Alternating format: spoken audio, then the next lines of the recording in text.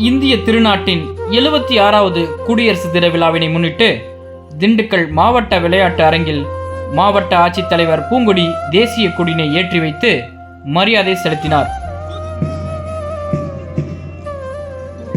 பின்னர் சமாதானத்தின் அடையாளமாக வெண்புறாக்களையும் மூவர்ண பலூன்களையும் வானில் பறக்கவிட்டார்.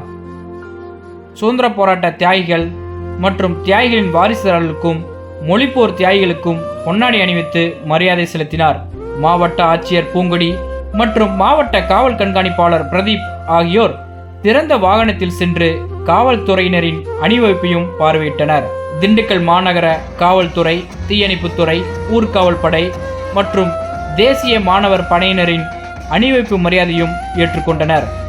குடியரசு தின விழாவில் முதலமைச்சரின் காவலர் விருது 69 காவலர்களுக்கும், காவல்துறையில் சிறப்பாக பணியாற்றிய 100 காவலர்களுக்கு பதக்கமும் பாராட்டுச் சான்றிதழ்களும், பல்வேறு அரசு துறைகளில் சிறப்பாக பணியாற்றிய 207 அலுவலர்களுக்கு பாராட்டுச் சான்றிதழ்கள் மற்றும் கேடயங்களையும் மாவட்ட ஆட்சித்தலைவர் வழங்கினார்.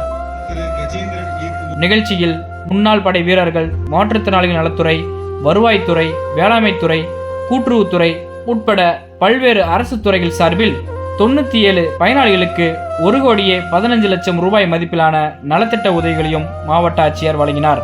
பள்ளி கல்வித்துறையின் சார்பில் இந்திய திருநாட்டின் முன்னேற்றம் மற்றும் தமிழர் பெருமை உள்ளிட்ட தலைப்புகளை வலியுறுத்தி 500க்கும் மேற்பட்ட பள்ளி மாணவ மாணவியர் பங்கேற்ற கலை நிகழ்ச்சிகளும் நடைபெற்றது.